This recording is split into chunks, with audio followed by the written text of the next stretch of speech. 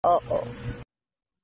Hi, my name is Jev and maraming nagsasabi sa akin kung tanggap pa ako ng pamilya ko bilang isang transgender.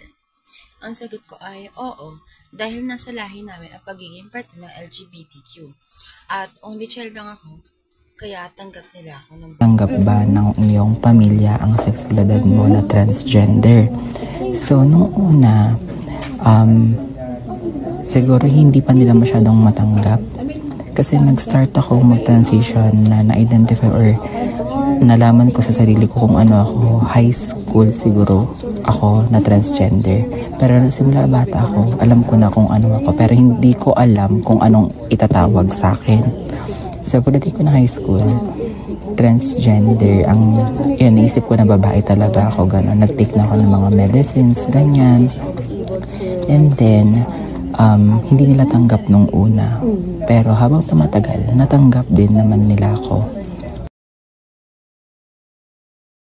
Ano ang naging reaksyon ng iyong pamilya at mga kaibigan nang malaman nila na ikaw ay transgender? Sila ay nagulat, iba ay nalungkot, at iba ay masaya. Ano naman ang mga naging reaksyon ng pamilya ko at kaibigan ko nung nalaman nilang transgender ako? Actually, hindi ko alam. Dahil hindi naman nila binibigdal ang pagiging parte ng LGBT. Pangalawang tanong, ano ang naging reaksyon ng iyong pamilya at mga kaibigan nang malaman nila na ikaw ay transgender? So, una, ang naging reaksyon nila is nagulat, syempre. Nagulat pero hindi sila nagalit. Siguro natakot lang sila para sa akin kung anong mangyayari sa akin, anong sasabihin ng mga tao. Pero hindi naman nila ako pinagbawalan. Natakot lang sila, ganon. Sa mga kaibigan ko naman, ganon din. Masaya naman sila. Wala naman akong naging kaibigan na mula dati hanggang ngayon na parang against sa pagiging trans ko. So overall, okay naman. Paano mo hinahandle ang mga negative stereotypes at discrimination laban sa mga transgender na tulad mo? Sila ay aking pinagsasabihan at hinahayaan o hindi nila mo pinapansin. Paano ko nga ba na-handle yung mga negative stereotypes or discrimination about sa LGBTQ? Actually, di ko sila pinapansin dahil magpapapansin sila lalo kung pinapansin mo sila. Kaya hinahayaan ko na lang sila magsalita na magsalita kasi wala naman sila mapapala sa akin and wala rin ako mapapala sa kanila. So, third question, paano ko daw hinahandle yung mga stereotype, negative stereotype and discrimination laban sa amin? So, hindi na siya bago. So, kung hindi mo siya, kung ako kasi, may time na hindi ko talaga pinapansin kasi minsan hindi naman sinasadya. Ganon. Pwede mo siyang i-address like, pwede mo siyang sabihan ng mahinahon, ganon. Pero kung intentionally kang binabastos ng isang tao, huwag mo nalang pansinin.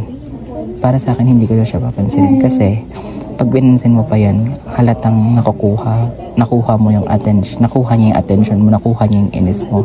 So, mas magandang hindi mo siya pansinin para mas lalo siyang mainis.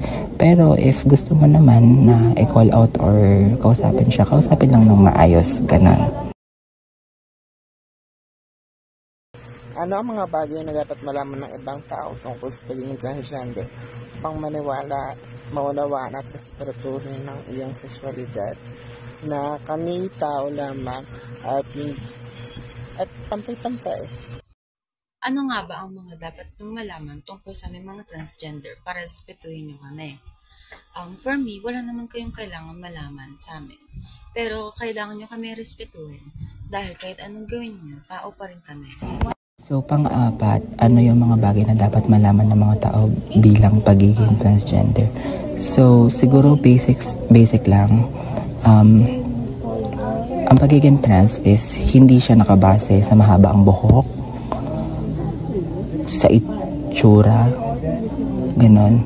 Hindi din kailangan nagtitake ka ng mga HRT, hormone replacement therapy, ganyan, para matawag kang transgender. Ang transgender is kung paano mo kinikilala ang sarili mo. So, kami ay kinikilala namin ang sarili namin bilang babae. Kunwari, ang isang tao, lalaki siya pero feeling niya babae siya.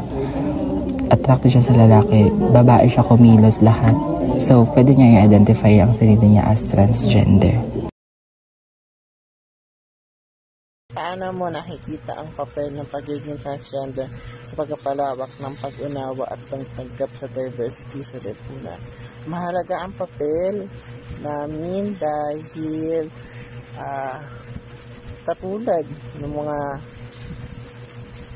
ng iba, kami ay nagbibigay ng talento, kakayahan sa bansa at sa pamayanan. And lastly, paano ko nga ba napapakita ang papel ko sa aming lipunan bilang isang transgender? Actually, meron akong isang advocacy para sa aming lipunan. Ito ang LGBTQ na like yung sinabi ko nung una, kailangan nyo kaming respetuhin kasi tao rin kami. And ang pagtanggap sa isang LGBTQ ay isang malaking bagay sa lipunan. Sa tingin ko, yung huli, malaki din talaga yung impact or yung influence ng transgender sa lipunan.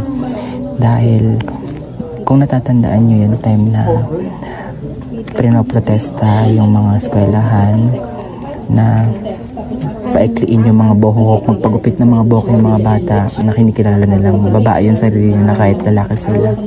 I mean, babae talaga sila. Yun ang tingin nila sa sarili nila. Dapat igalang ng mga tao.